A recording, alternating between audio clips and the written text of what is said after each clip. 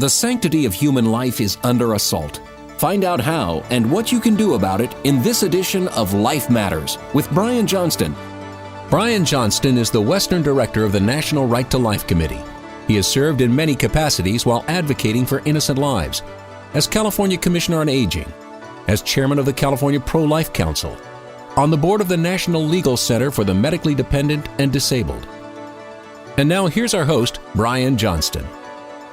Welcome back to Life Matters. We're your program on the right to life, on the culture that has emanated from that singular idea, and on the battle of ideas about that principle. You see, the right to life is a very simple and straightforward principle and a statement that was put into our founding documents as a nation.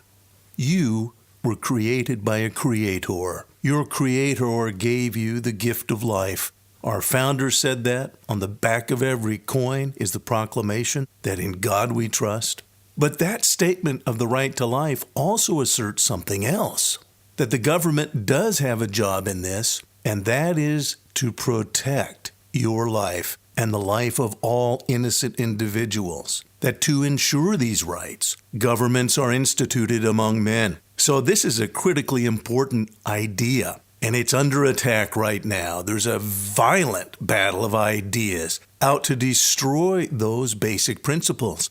If you're not aware of this battle, if you're not digging in and understanding it, you're going to lose the battle of ideas.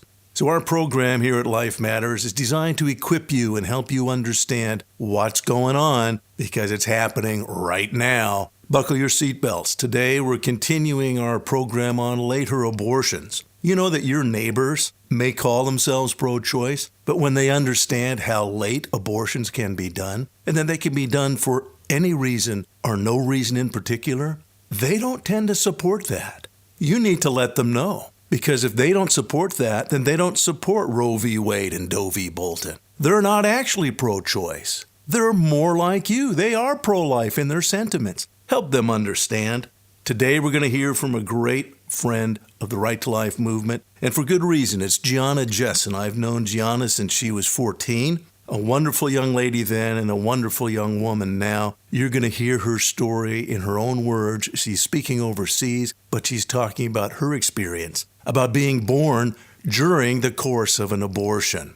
We're also going to hear from another friend. We're going to follow up our interview with Dr. Pat Marmion, OBGYN, an excellent doctor who follows the true Hippocratic Oath tradition. You're going to hear why the Hippocratic Oath has been thrown out the window, and it's entirely because of Roe v. Wade and Doe v. Bolton. If you don't understand this battle right now, you don't understand that you also are at risk. Medicine has changed, and Dr. Marmion is going to help you understand that.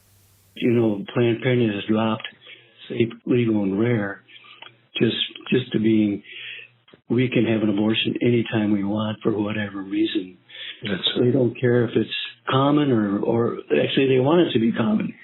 They want everyone to accept it. And it's being forced on physicians and medical students and residents in training to toe the line or risk being sanctioned or removed from the field of practicing medicine.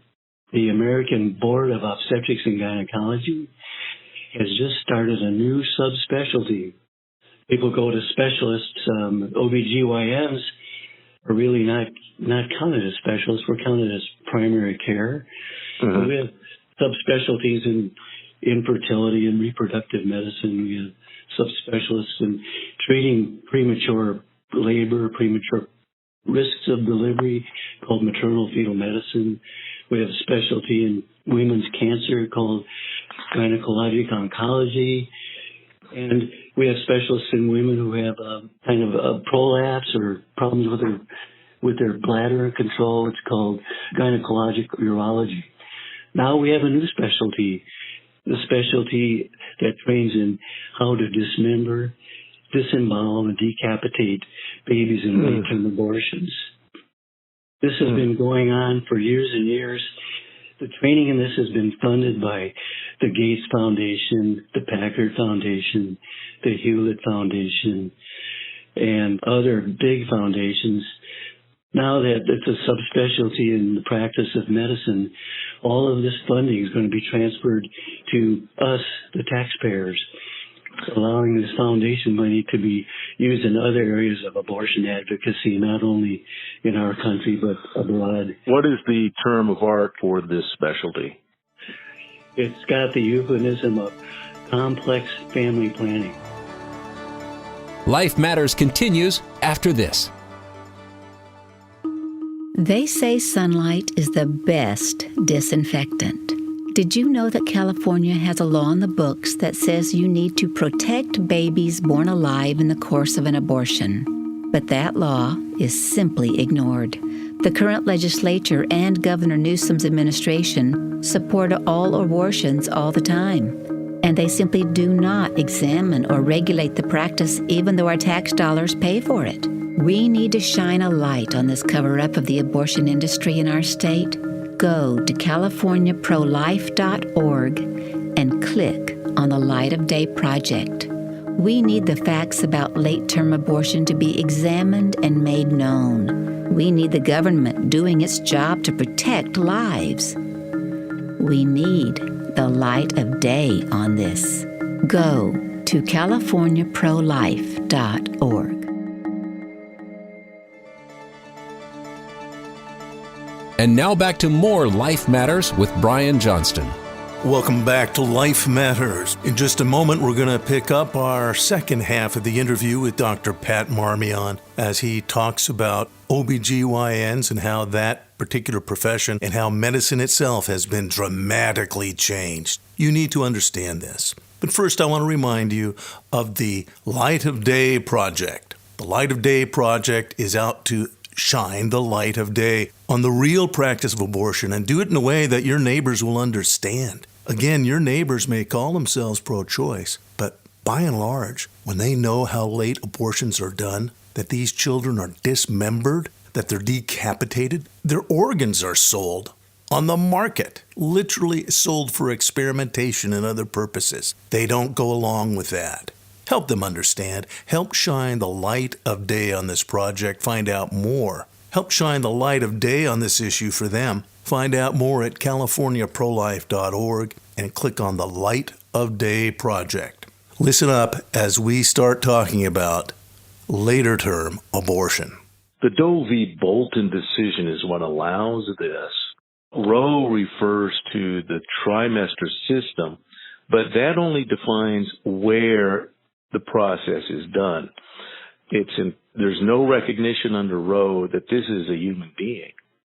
The term baby is never used. The term mother is never used in Roe v. Wade. In Doe v. Bolton, the companion decision, which was dealing with a Georgia law, Roe v. Wade was a Texas law. Georgia had another law. They combined them, and Justice Blackmun wrote both decisions. In Doe v. Bolton, we hear that famous phrase, the health of the mother. It's not the life of the mother, the health of the mother. But most importantly, Justice Blackmun went on and painstakingly defined how vague that was to be. And we just talked about the deceitfulness of language. He said that health could have any aspect, sociological, emotional health, and not at that moment. And it wasn't the woman who made that decision. It was the physician, which, as you know, is the perpetrator.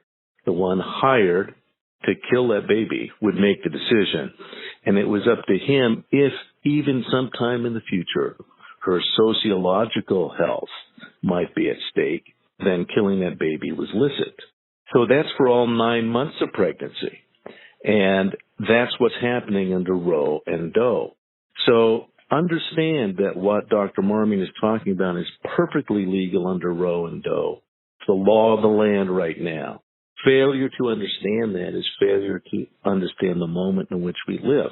So these are babies you can hold in your arms, and these are wanted children. Planned Parenthood says every child a wanted child. Well, there are couples waiting years to adopt that child, even children with disabilities. This is a wanted child. But at that moment, that vulnerable mother has been convinced this is the best thing to do. We have a culture feeding that into her mind. And then we have these folks who are really perpetrators of killing that child.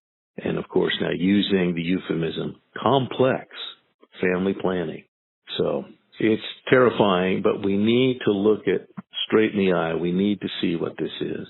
When a child is born, it's not their intention, but because of they're dealing with this child, sometimes children are born alive. And as Dr. Marmion pointed out, the goal was to kill the kid. And yet here you may have a crying baby on the table, but the goal was to kill the kid. And very often doctors have to warn nurses who want to care for that child, don't touch the child. So talk about what their approach is and really how the New York law reflects that. Well, Brian, I'm going to step back a little bit and say, okay, with this complex family planning residency and specialty training program, there's not going to be very many live births because of the fact that part of their training now in the subspecialty is to make sure the baby is dead when it's born. They are killing these babies before the abortion procedure starts by taking a long needle in a syringe, fill it with digoxin, medicine that is used for people with heart failure, but in toxic forms it stops the heart. They take digoxin or just plain potassium chloride in a syringe and stick that needle through the mom's belly into the baby's amniotic sac, right through the baby's chest, in his heart, and they inject it, and it kills it instantly.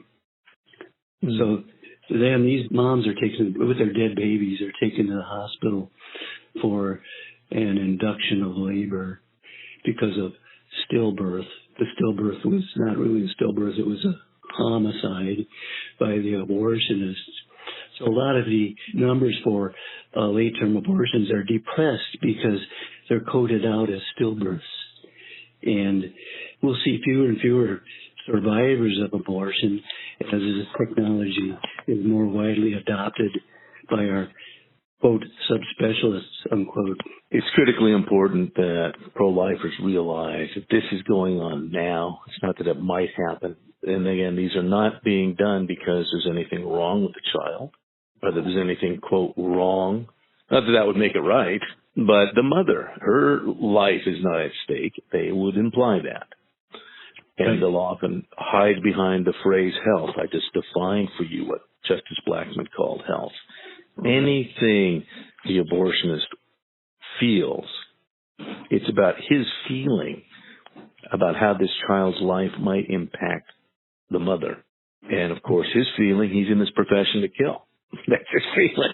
And so it's a life not worth living. This is a life not worth living. Planned Parenthood versus Casey, it held that the state does have a right to restrict abortion after fetal viability. And that's what's got the abortionists really concerned, because fetal viability has gotten so early. But even Bolton held, even after fetal viability, the mom, for mental health or life or health issues, still superseded the right of the baby to continue to develop. So even after viability, abortions are illegal because of Bolton. But that's got Planned Parenthood really, really concerned, is that with the new Supreme Court makeup, that Planned Parenthood versus Casey has got these eugenists in a state of panic. So they have been trying, like I said, to move viability from 22 weeks up to 28 weeks in order to protect their right to abort these babies in the second trimester, with or without health exceptions. But now, as you mentioned in New York, they're moving it all the way up till birth. It doesn't matter when viability occurs. The callous admission. Our preemies are being sacrificed, denied care in order to protect abortion rights. That's really sad.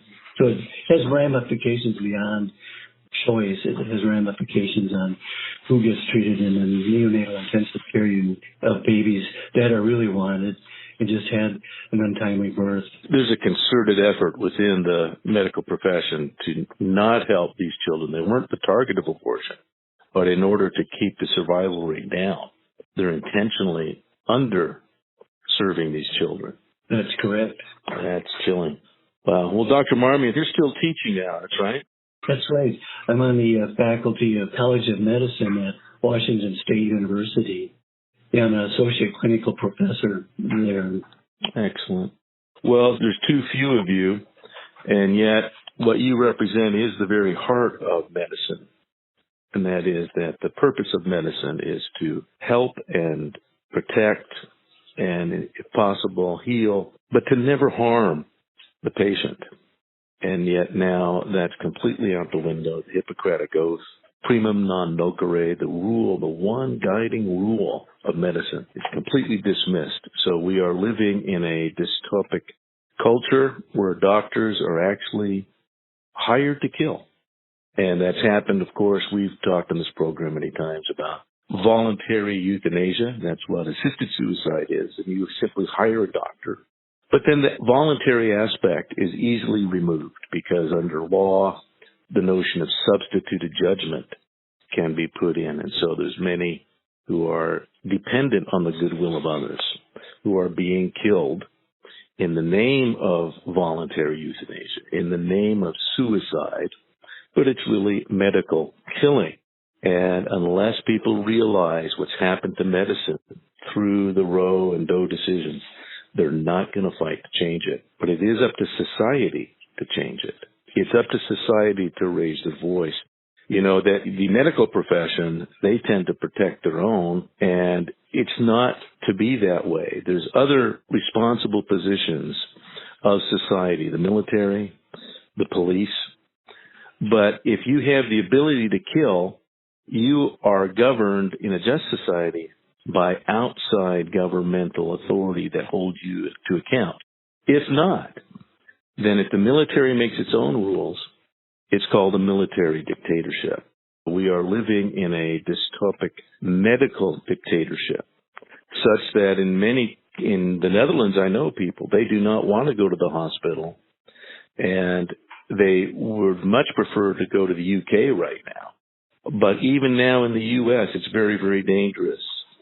If you're medically dependent or in some way disabled, going to the hospital can be a risky experience for you. Your life can actually be at stake by going there. And we need to recognize that's because of Roe and Doe. Well, we have a police state in medicine in the United States right now, in obstetrics and gynecology, with this complex family planning subspecialty. These are professors at all of the academic obstetrics and gynecology university-based programs will have this. And these elite academic abortionists have been and will continue to force young medical students, interns, and obstetric and gynecology residents, and family practice residents too, to be complicit in exploiting the most vulnerable girls and women by forcing, by language, them to undergo late-term abortions. Taking advantage of this right of initiation with young professionals ensures their shared responsibility. Their hands are bloodied as they participate in these procedures, are forced to participate in these procedures. This diminishes the possibility of any subsequent moral dissent amongst healthcare professionals who have been involved in these procedures and their conscience seared. They will not speak out on it. So it's a dying profession with no integrity. So it's really a sad state of affairs, and we hope that can be reversed. Yes. Dr. Marmion, thank you so much. We appreciate your time and your commitment to life and to the noble aspects of the medical profession. Thank you for being on with us. Thank you, Brian. Life Matters continues after this.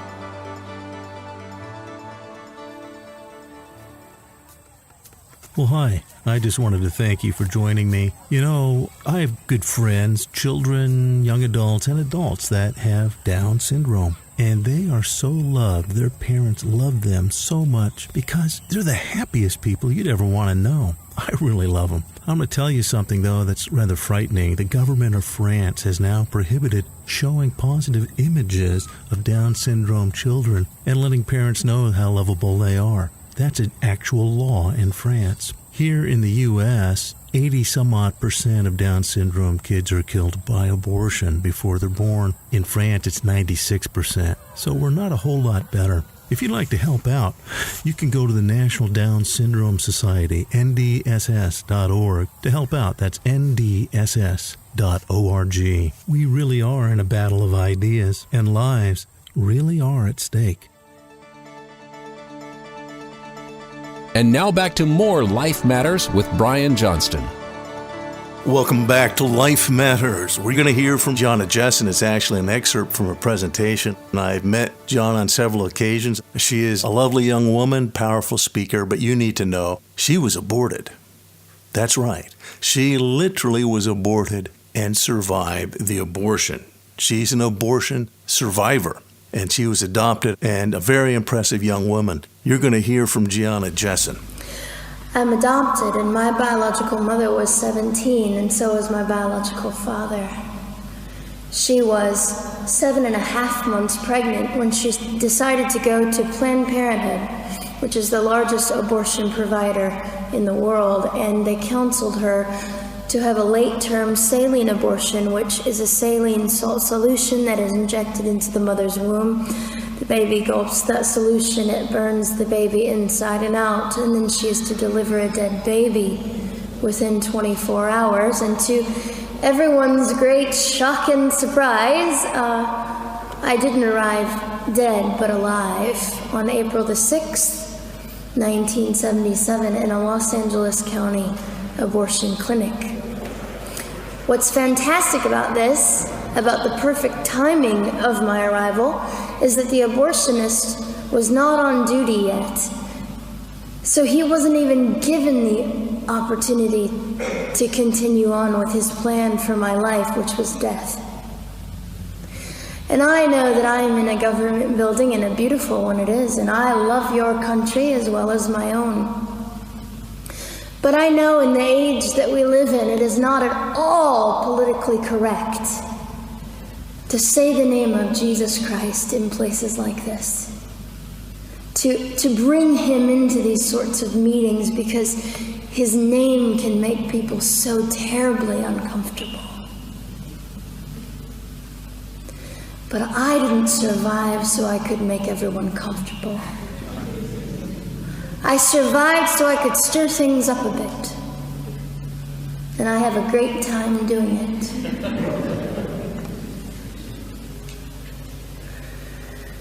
And so I was delivered alive, as I've already said, after 18 hours. I should be blind, I should be burned, I should be dead.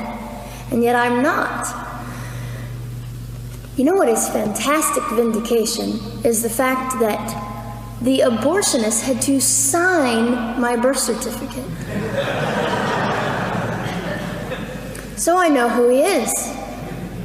And it also says, for any skeptic listening, on my medical records, born during saline abortion. Ha! They didn't win. I've done some research on the man that performed the abortion on me. And his clinics are the largest chain of clinics in the United States of America, and they gross $70 million a year. I read a quote from him at some point several years ago, and he said, "I have aborted over 1 million babies, and I consider it my passion." I tell you these things because, listen, ladies and gentlemen, we are in an interesting battle, whether we realize it or not, in this world. It is a battle between life and death. What side are you on? So you just heard part of the testimony of Gianna Jessie, in her own words, talking about being born during the course of an abortion. I'd like to remind you about the Light of Day project that California Pro-Life is asking you to get involved in. And you can support it financially. We'd appreciate that. But you don't have to. You just need to know. And you need to let other people know. that they're killing human babies, babies that you can hold in your arms, that there's no regulation of abortion in California. Most people don't know that. There's better regulations on a vet's clinic, on an animal clinic, than there is on a human abortion clinic. There's no oversight. And what few laws there are not being regulated. That's like somebody driving down the freeway in a Ford Ferrari race and breaking the laws, but not having any policemen pull them over. There's no one regulating and watching over the abortion industry in California because of the radical nature of our legislature and governor. There's no oversight. There's money being given. Millions are given to the abortion industry, and no one's watching them. Let's get the light of day on this. To help out, get your phone and text the word give or donate, just those single words, give, G-I-V-E, or donate, D-O-N-A-T-E, to the phone number 916-347-5644. That's 916-347-5644. And you'll be given a chance to help us spread the word, to bring the light of day on the real facts regarding abortion. You know, the Roe v. Wade decision may be overturned soon. And when that happens, there are states where the light of day has been put into law, and they'll protect babies.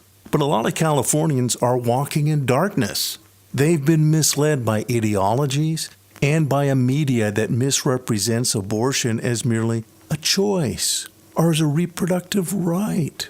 There's nothing reproduced in an abortion. Why would you let them get away with that? Don't let people say that without some kind of challenge. It's not reproductive. It's the precise opposite of reproducing. It's killing a human being. There's such deceit in this battle of ideas that if you don't get your sword out and cut through the fog, ain't nobody else going to. You have got to do this, and you've got to be equipped for this battle. That's why we want to equip others, and we're asking you to support that through the Light of Day project.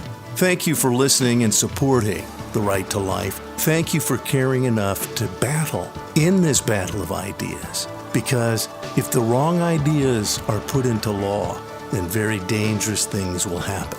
Take a hold of responsibility. You can get more information at californiaprolife.org. We need to be responsible for our convictions. We need to be responsible to speak to the culture. We need to shine the light of day on what's really happening around us. Thanks for listening. Learn more about everything in today's show online at lifematters.life, where you'll find all the resources you need to protect life. Life Matters is a production of the California Pro-Life Council, the state affiliate of National Right to Life.